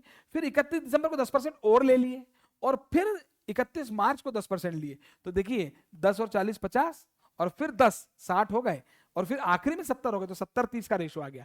कंसोलिडेशन की डेट पर आपको देखना है होल्डिंग परसेंट और माइनॉरिटी का परसेंट, ठीक है, ये हो गया। अब ये प्रॉफिट मैंने प्रीपोस्ट में बांट के दे रखे हैं, भाई मान लो इस डेट तक का प्रॉफिट 10,000 था, इसके बाद 5 का और हुआ, इसके बाद 15 का प्रॉफिट और हुआ, इसके बाद 5 का प्रॉफिट हुआ, जनरल रिजर्व और पीएनएल सब दे रखा है मैंने आपको, तो ये टोटल भी आ गया, है ना। अब इसको देखिए प्री पोस्ट में बांटना है, कुछ भी दिक्कत नहीं है, प्री पोस्ट में तो बढ़ गया।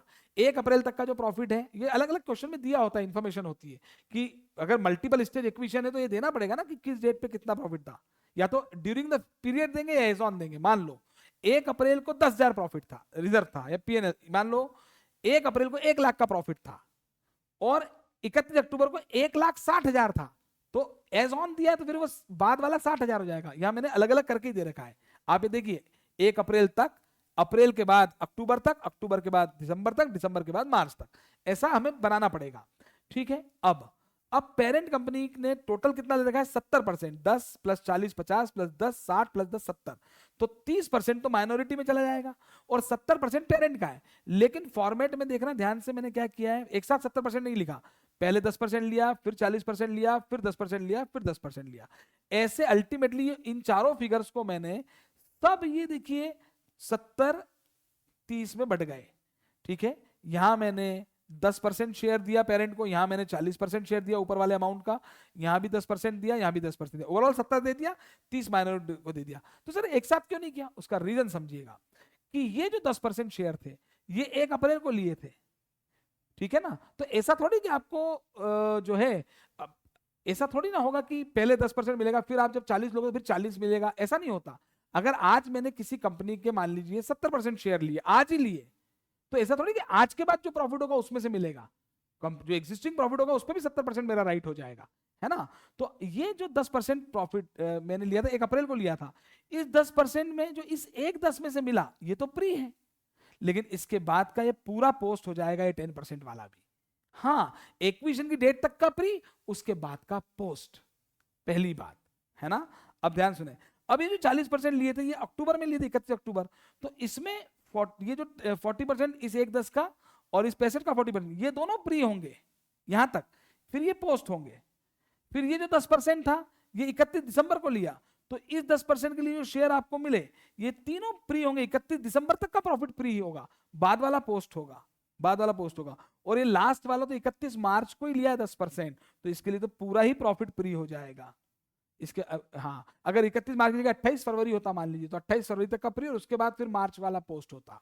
डेट ऑफ जिस दिन पेरेंट कंपनी ने सब्सिडरी कंपनी में शेयर लिए हैं उस दिन तक का प्रॉफिट प्री और उसके बाद का प्रॉफिट पोस्ट। तो मल्टीपल स्टेज एक्विजिशन का क्वेश्चन मॉड्यूल में तो नहीं दिया है, पर अगर आ जाए तो आपको स्टेटमेंट ऐसे ही बनाना चाहिए, पहला एक्विजिशन, पहले के बाद टिल दूसरा, दूसरे के बाद टिल तीसरा, जनरली 3 ही होते, मैंने 4 कर दिए यहाँ पे, ठीक है।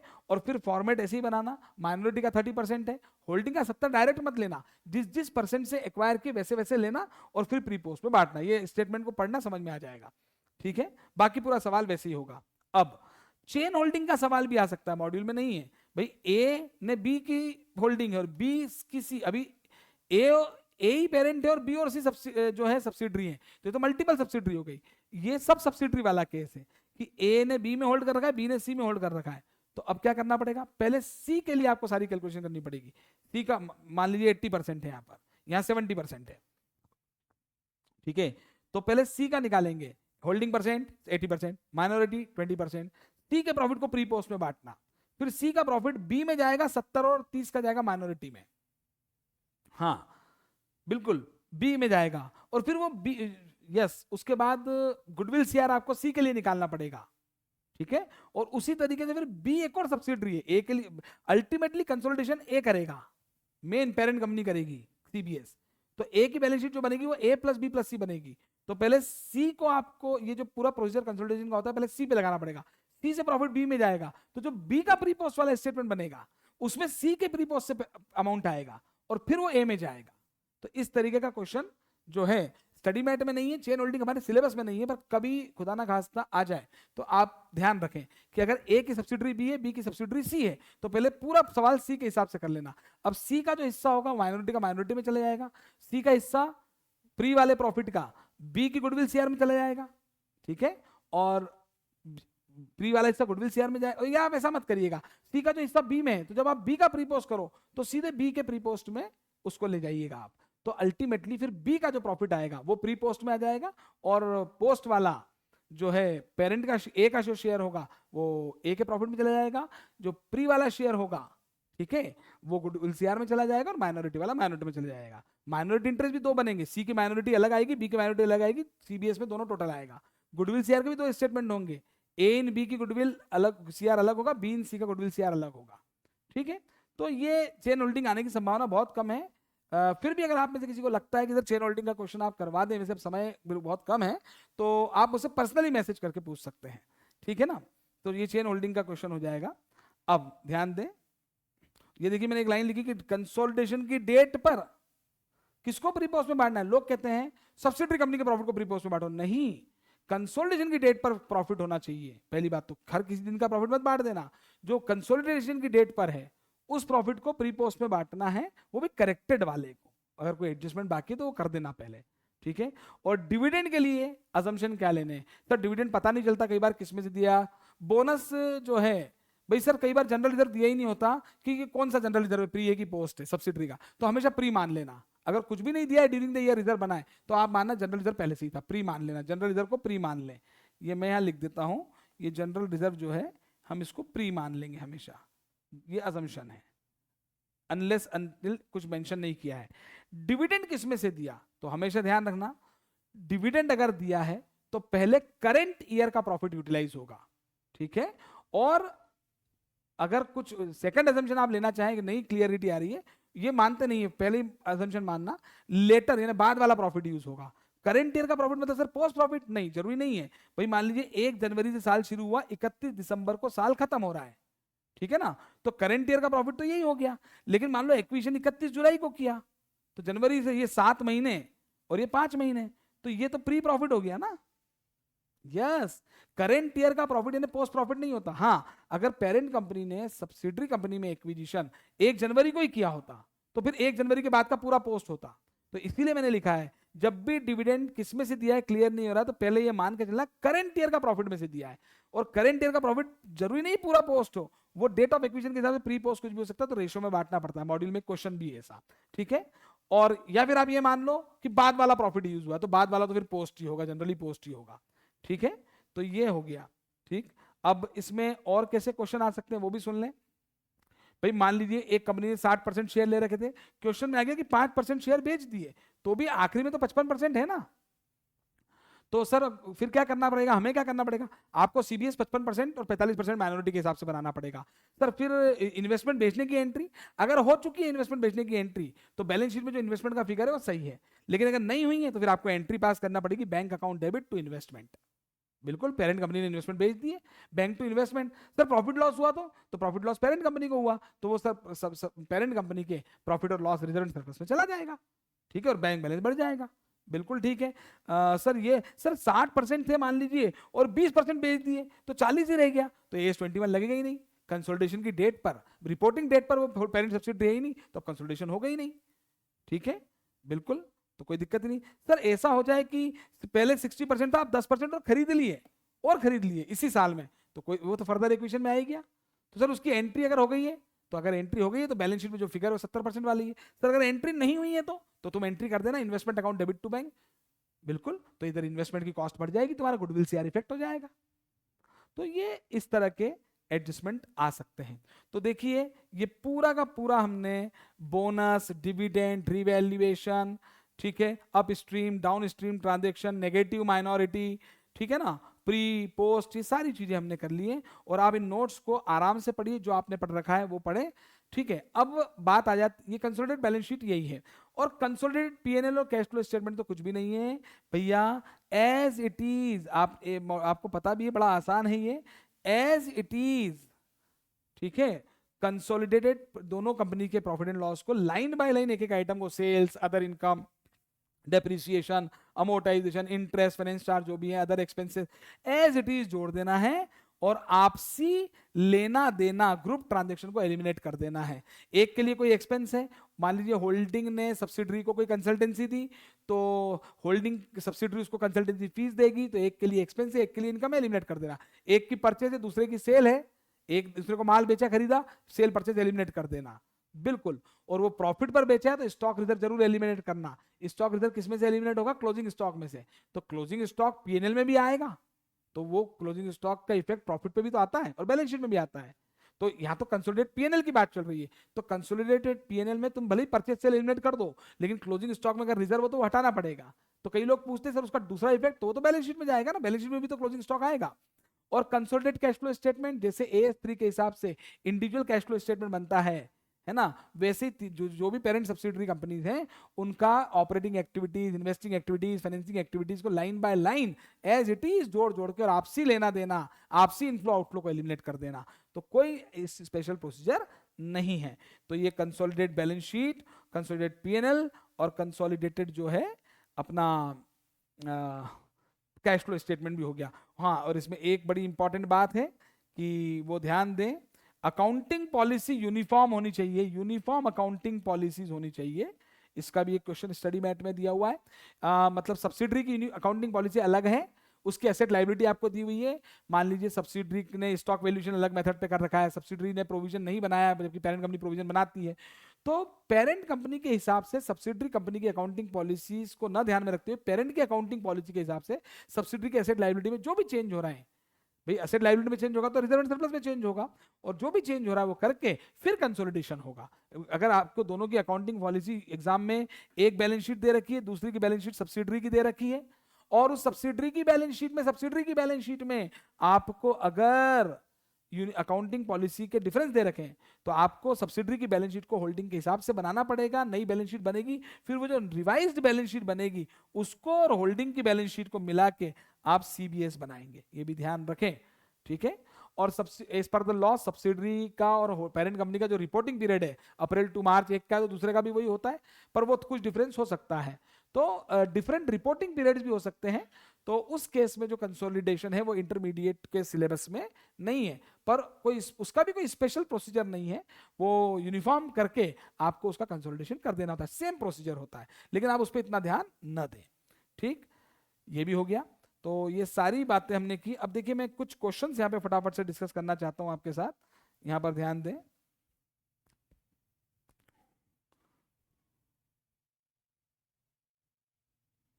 एक मिनट, ये हम यहाँ कुछ क्वेश्चंस फटाफट से डिस्कस कर लेंगे ताकि ये कंप्लीट हमारा टॉपिक रिवाइज हो जाए। कुछ इंपॉर्टेंट क्वेश्चन है मॉड्यूल के मैं डिस्कस करूंगा साथ साथ यहाँ पर।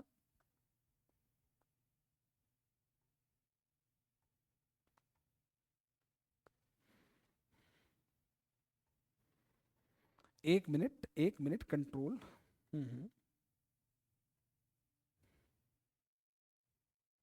जो कंसेप्ट अभी आपको बता दिए ना, बिल्कुल वही वही देखिए, वही अप्लाई होंगे और कुछ भी नया नहीं। मैं आपको सब हर क्वेश्चन के बारे में जो मेन मेन पॉइंट्स है वहां बता दूंगा, ज्यादा टाइम आपका नहीं लेने वाला हूं मैं, पूरा रिवाइज हो गया ये।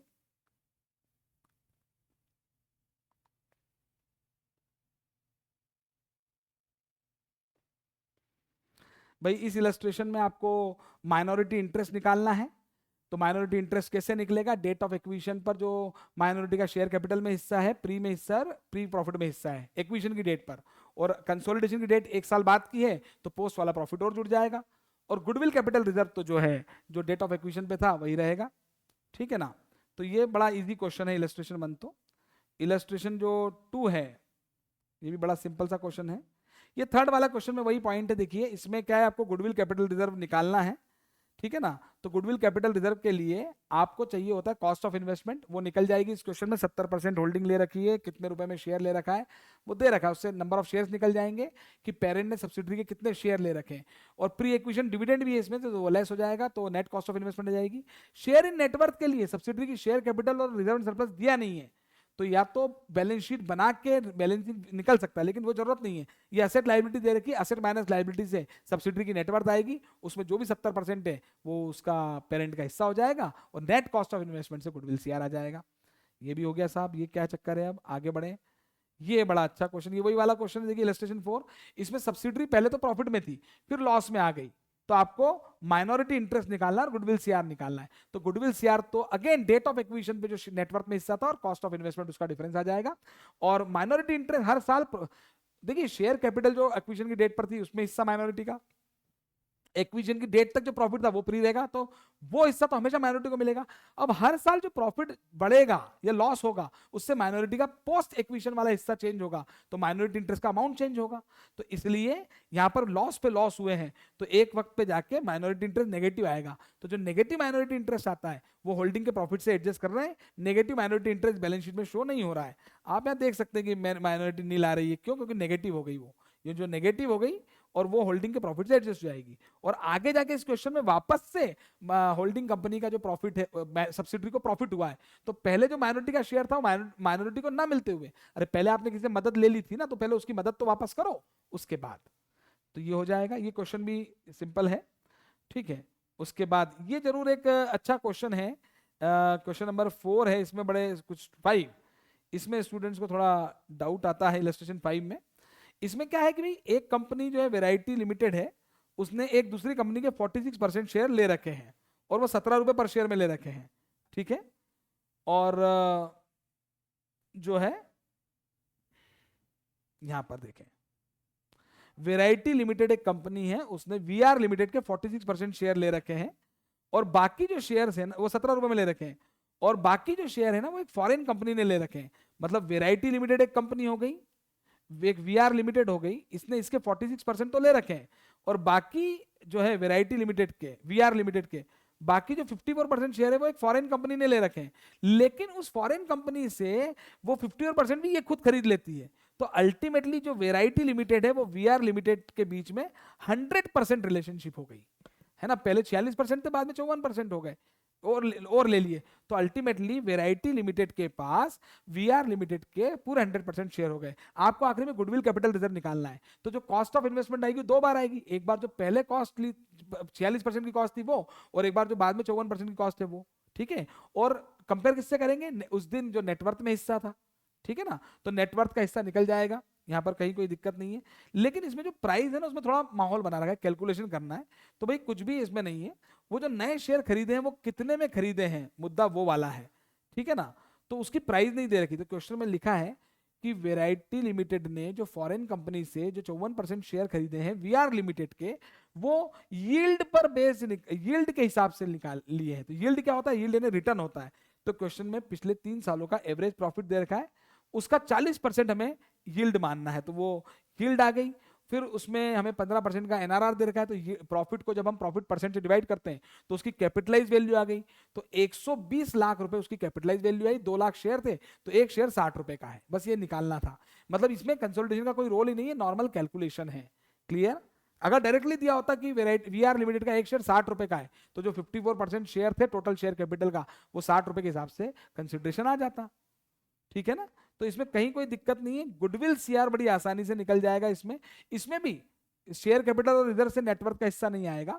जो सब्सिडरी कंपनी है उसकी असेट्स दे रखी है, उसकी लाइबिलिटीज दे रखी है, असेट माइनस लाइबिलिटी से नेटवर्क आ जाएगी टोटल, और 2 बार कॉस्ट ऑफ इन्वेस्टमेंट आ जाएगी। एक बार पहले 46% की वो 17 रुपए के हिसाब से है, नंबर ऑफ शेयर से मल्टीप्लाई कर देना, और बाद में जो दूसरी वाली आई है वो 60 रुपए के हिसाब से आ गई है। सर फिर ये बाद में क्या दे रखा है, वो तो इस क्वेश्चन में ये दे रखा है कि जो फॉरेन कंपनी है उसने अपने शेयर बेचे हैं तो उसको कैपिटल गेन लगेगा, तो कैपिटल गेन टैक्स भरना पड़ेगा, और पैसा देने वाला वेराइटी लिमिटेड है। तो आपने इनकम टैक्स में पढ़ा है कि जो पैसा देता है, जो इनकम देता है, उसको टैक्स काटना है। तो वो कंसिडरेशन में से पहले अपना टीडीएस काटेगा और बचा हुआ कंसिडरेशन ही फॉरेन कंपनी को देगा, तो वो नेट कंसिडरेशन निकाला हुआ है। और उसमें भी क्वेश्चन में लिखा है कि आधा अभी दे देंगे और बाकी हम लोन रखेंगे, तो पढ़ लेंगे आप, है ना। ये हो गया।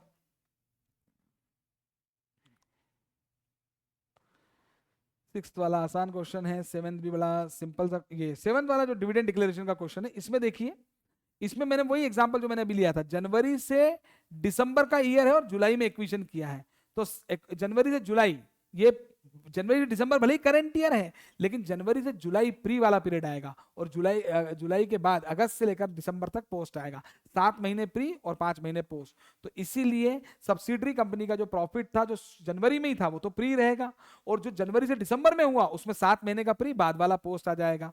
और उसमें होल्डिंग का शेयर 60% है, माइनॉरिटी का 40% है। फिर सर करना क्या है, इस क्वेश्चन में सब्सिडरी ने डिविडेंड दिया है तो उसका 60% डिविडेंड होल्डिंग को मिलेगा।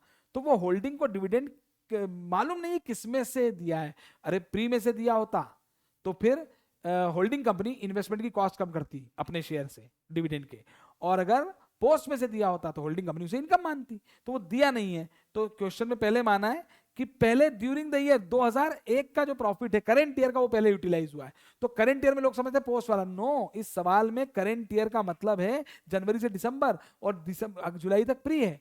तो जो भी आपका जो करंट ईयर जो प्री वाला प्रॉफिट है, ठीक है ना, करंट ईयर का प्रॉफिट यूज हुआ है, मतलब पूरा ये 175 भी यूज हुआ है, 125 भी यूज हुआ है, टोटल 3 लाख का प्रॉफिट से 2 लाख का डिविडेंड दिया है इस सवाल में, और 2 लाख में से भी 60% एक बीस उसको मिलेगा। तो वो ये 175:125 के रेशियो में अज्यूम कर लिया कि ड्यूरिंग द ईयर का हुआ है, तब ड्यूरिंग द ईयर में तो पूरा आ गया, तो मालूम नहीं है तो उस 7 मंथ और 5 मंथ वाले प्रॉफिट के रेशियो में बांट दिया। तो जितना पोस्ट में से मिला है उससे होल्डिंग कंपनी अपनी इनकम बढ़ा लेगी, जितना प्री में से मिला है उससे अपनी इन्वेस्टमेंट की कॉस्ट कम कर लेगी टू इन्वेस्टमेंट। और यहाँ पर पूरा ही बाद वाला है, यदि बाद वाला जो यूज हुआ है तो उसमें तो कहीं कोई दिक्कत ही नहीं आएगी। फिर जो है जो भी होल्डिंग का शेयर है, ये बाद में प्रॉफिट कम है ना, टोटल डिविडेंड ज्यादा है, 2 लाख का है, तो अल्टीमेटली पहले तो पीएनएल में चला जाएगा और बचा हुआ प्री में से ले लेंगे। हाँ, पूरा अगर बाद वाला प्रॉफिट इतना ज्यादा होता कि पूरा डिविडेंड कवर हो जाता तो पूरा ही पीएनएल में चला जाता, लेकिन इस सवाल में बाद वाला प्रॉफिट जो यूज हुआ है, ठीक है, लेटर प्रॉफिट्स, तो बाद वाला जो प्रॉफिट है वो तो पोस्ट ही है, ठीक है। और यस यस, वो सवाल मैं कैलकुलेशन नहीं बता रहा हूं, मैं केवल कॉन्सेप्ट बता रहा हूं। टोटल डिविडेंड 2 लाख रुपए का दिया है ना, उसमें से 60% मिलेगा, टोटल प्रॉफिट 3 लाख का था।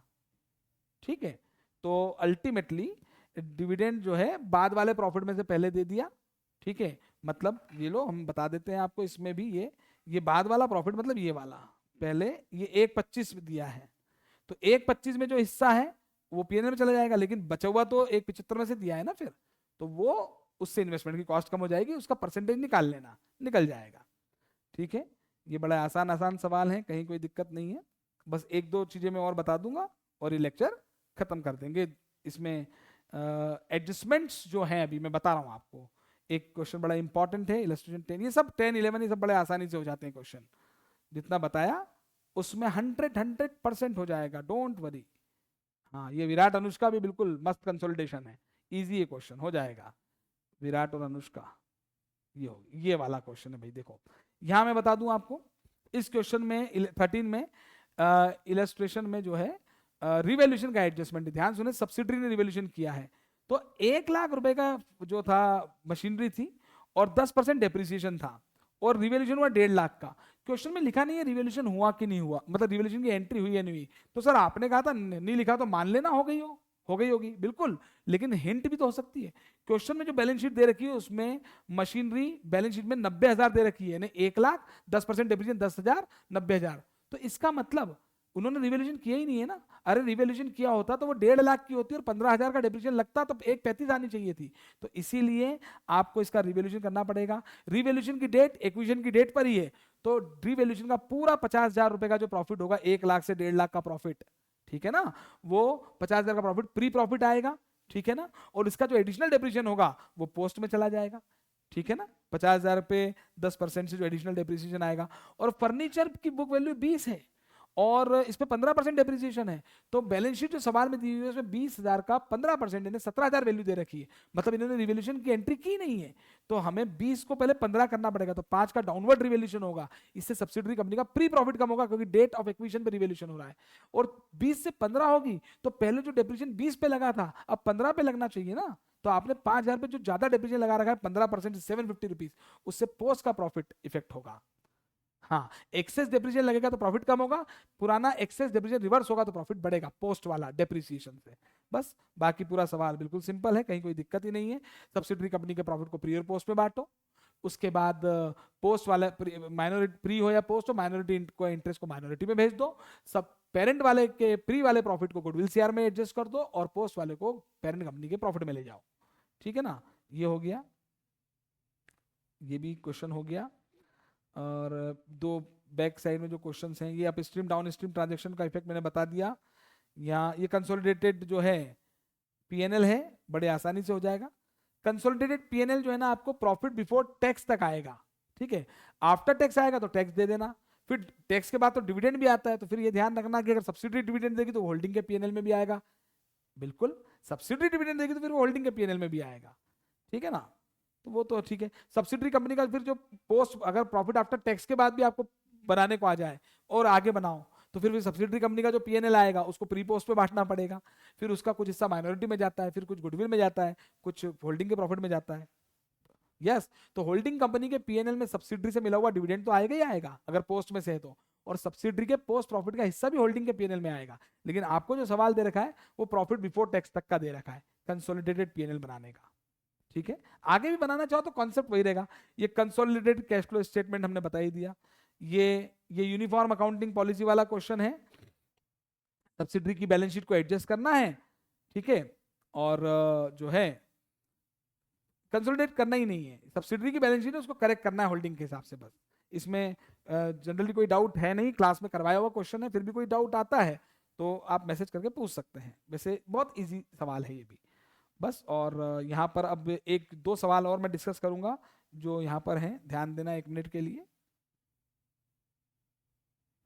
एक तो ये क्वेश्चन है, इसमें देखिए 10%, यहाँ ध्यान दीजिए, क्वेश्चन नंबर 9 इंपॉर्टेंट है। यहाँ पे डाउट आता है स्टूडेंट को, पहली बात डिविडेंड दिया है 10%, है ना, तो डिविडेंड दिया है 10%, तो 2 लाख की कैपिटल है सब्सिडरी की, जरा देखें 2 लाख, तो 10% ने 20,000 का डिविडेंड दिया है। और सब्सिडरी का रिजर्व एंड सरप्लस भी देख लेते हैं। 182, एक मिनट, हाँ 1 लाख और 82,000, तो 1 लाख तो जनरल रिजर्व है, कुछ भी नहीं दिया तो प्री मान लेंगे। और ये 82 है, तो मेरी बात सुनना ध्यान से कि यहाँ पर सब्सिडरी कंपनी का रिजर्व 1 लाख है, कुछ भी नहीं दिया तो पूरा प्री मान लेंगे।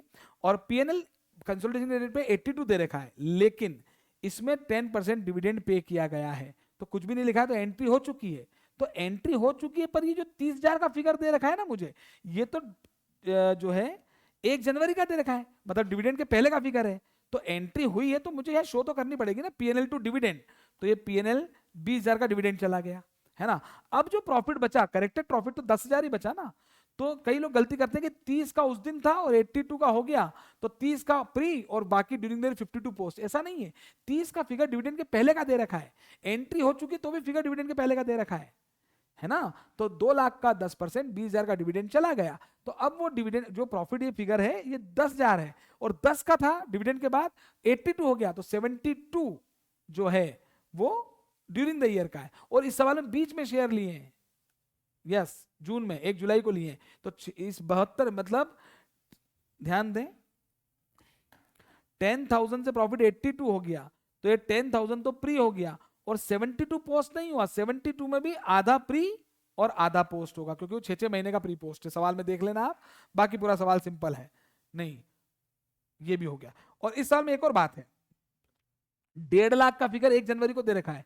अभी जो रिवोल्यूशन हुआ था ना वो 1 जनवरी को ही हो गया था, लेकिन ये रिवोल्यूशन 1 जुलाई को किया इन्होंने, यस। तो 1.5 लाख पे पहले 10% से 15,000 का लगेगा। नहीं लिखा है क्वेश्चन में, this figure is to be considered. अभी रिवोल्यूशन में एंट्री नहीं हुई है, रिवोल्यूशन की एंट्री सवाल में नहीं हुई है, बिल्कुल नहीं हुई है, क्योंकि बैलेंस शीट भी आप देखोगे ना तो 1.5 लाख का प्रॉपर्टी प्लांट एंड मशीनरी दे रखी है, 10% से 15,000 का डेप्रिसिएशन लगा दिया तो 135 वैल्यू दे रखी है, जबकि वो 180 है, और 180 वो 1 जनवरी को नहीं है। सीधे 30,000 का रिवोल्यूशन मत कर देना, डेट अलग है।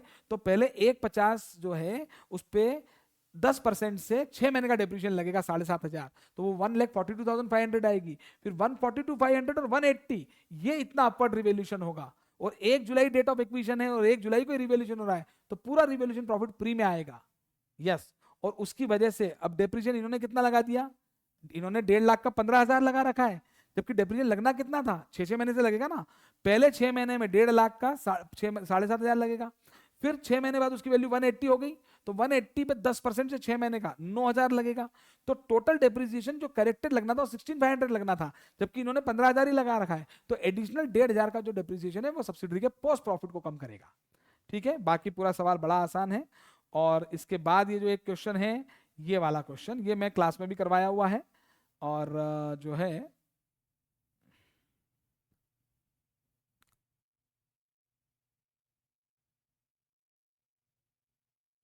ये 10th क्वेश्चन यहां पर आ गया। ये देखिए एच और एस है, तो इसमें भी कोई दिक्कत वाली बात नहीं, मैं एडजस्टमेंट समझा देता हूं आपको, ध्यान दें ध्यान दें। एक तो भैया स्टॉक रिजर्व का एडजस्टमेंट है, एस के इन्वेंट्री में है, एच के प्रॉफिट में है, तो PNL to stock reserve entry होगी, सब्सिडरी का स्टॉक कम कर देना और होल्डिंग का प्रॉफिट कम कर देना, बात खत्म। होल्डिंग सब्सिडरी का आपसी लेना देना है, तो जो जो है जितने भी बिल पेएबल हैं एस लिमिटेड के, है ना, वो इसके लिए बीपी है, तो एच के लिए वो बीआर है। तो अगर मान लो ये 100 के होते और ये 100 के होते तो 100 पूरा 100 एलिमिनेट होता, लेकिन क्वेश्चन में लिखा है कि सब्सिडरी के जो बिल पेएबल हैं वो सारे बीआर होल्डिंग के लिए ही थे, लेकिन होल्डिंग ने उसमें से कुछ एंडोर्स कर दिए, उसमें से सिर्फ 45 ही बचे हैं, है ना। मतलब मैंने आपके लिए, मेरे लिए बिल पेबल 100, आपके लिए बीआर 100, पर आपने 100 में से 55 के बीआर किसी और को दे दिए, तो अब वो इंटर कंपनी थोड़ी रहा, अब तो वो मुझे किसी और को देना है, तो आपका हमारा 45 एलिमिनेट हो जाएगा, तो ये एडजस्टमेंट भी हो गया। उसके बाद क्वेश्चन में लिखा बोनस शेयर इश्यू हुए, ठीक है ना, हर 5 के बदले में 3 बोनस शेयर इश्यू हुए, ऐसा लिखा है। तो मतलब बोनस के पहले अगर 5 शेयर थे तो बोनस के बाद 8 शेयर हैं, और ये जनरल रिजर्व में से ही हुए हैं, तो एंट्री होगी general reserve account debit to share capital. ठीक है सर, एंट्री हो गई है क्या? हाँ हो गई है। सर कैसे पता? कुछ लिखा नहीं है इसलिए एंट्री हो गई है, हम मान लेंगे। ठीक है सर, ये डिविडेंड डिक्लेयर हुआ है? हाँ 20% हुआ है, ये पिछले साल का डिविडेंड है, प्री एक्विजिशन डिविडेंड दिया है, अभी मालूम नहीं प्री में से कि पोस्ट में से है। ठीक है, हालांकि डेट के हिसाब से आप देखेंगे तो प्री एक्विजिशन डिविडेंड है, वो एक्वायर करने के पहले वाले पीरियड का है। और एच लिमिटेड ने गलती से डिविडेंड पीएनएल में क्रेडिट कर लिया है, मतलब होल्डिंग कंपनी को डिविडेंड मिला था प्री एक्विजिशन प्रॉफिट से, तो होल्डिंग को एंट्री करनी थी बैंक टू इन्वेस्टमेंट, इसने एंट्री कर ली बैंक टू पीएनएल, तो रेक्टिफिकेशन एंट्री होगी पीएनएल टू इन्वेस्टमेंट, तो इसका मतलब होल्डिंग का प्रॉफिट कम होगा और इन्वेस्टमेंट की कॉस्ट कम होगी, ये भी ध्यान रखें। और सर डिविडेंड की एंट्री हो गई है क्या?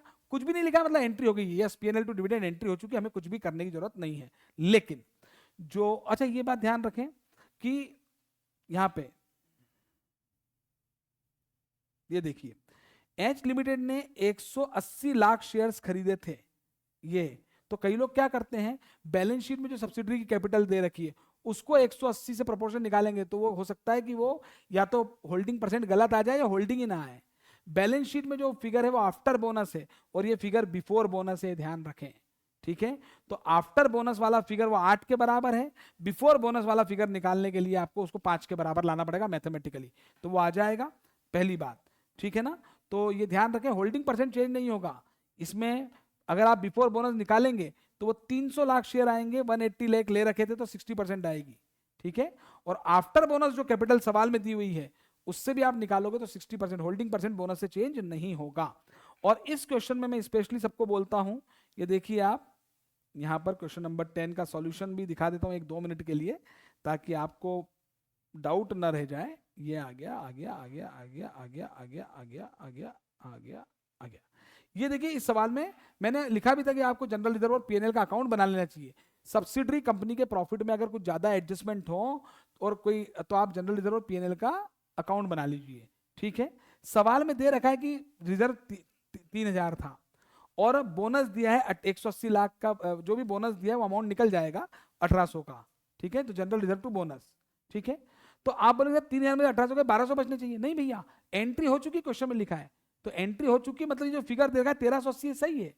तो 3000 में से 1800 का बोनस देने के बाद 1200 की जगह 1380 बच रहे हैं, इसका मतलब ड्यूरिंग द ईयर 180 का रिजर्व और बचा है, बैलेंसिंग फिगर ये पोस्ट में आएगा। मतलब इस 1380 में से 3000 में से 1800 गए तो 1200 तो प्री है और 180 पोस्ट है, ये निकलेगा अकाउंट, इसलिए इंपॉर्टेंट होता है। और इसी प्रकार से पीएनएल में 1200 रुपए दे रखे थे ओपनिंग डेट पर, और डिविडेंड जनरल रिजर्व में 180 गया और 20% डिविडेंड दिया है। सब्सिडरी की कैपिटल 3000 लाख है, बोनस के पहले की बात है, डिविडेंड बोनस के बाद डिविडेंड देंगे तो वो भी उसमें भी बोनस डिविडेंड मिलेगा, तो यहाँ पे 600 का डिविडेंड आ जाएगा। तो एंट्री होगी पीएनएल टू डिविडेंड। तो सर आप बोलोगे सर आप तो कह रहे थे एंट्री हो चुकी तो हम वापस क्यों कर रहे हैं? हम वापस नहीं कर रहे हैं, ये जो बैलेंस दे रखा है बिफोर डिविडेंड दे रखा है, तो मुझे एंट्री तो शो करनी पड़ेगी ना। एंट्री शो होने के बाद मैं जो बैलेंस सवाल में पीएनएल का दे रखा है वो बैलेंस 1620 करेक्टेड बैलेंस है। यस, अगर एंट्री नहीं हुई होती, मैं एंट्री अभी कर रहा होता तो ये बैलेंस चेंज हो जाता, ये बैलेंस करेक्टेड बैलेंस दिया हुआ है। तो सर ये 1620 में से प्री पोस्ट निकालना है, बिल्कुल प्री पोस्ट निकालना है, तो कैसे निकालेंगे? बिल्कुल, तो ये बिल्कुल क्लियर है। देखिए पहली बात तो ये जो 180 है, ये जो 180 है, ठीक है ना, ये जो 180 का जनरल रिजर्व है ये तो इसी में से गया 100%, कोई दिक्कत ही नहीं है, ये तो प्री में से ही गया है, ठीक है। और जो डिविडेंड पे हुआ है, डिविडेंड वो लेटर प्रॉफिट में से, ड्यूरिंग द ईयर के प्रॉफिट में से मान लीजिए आप, ठीक है ना।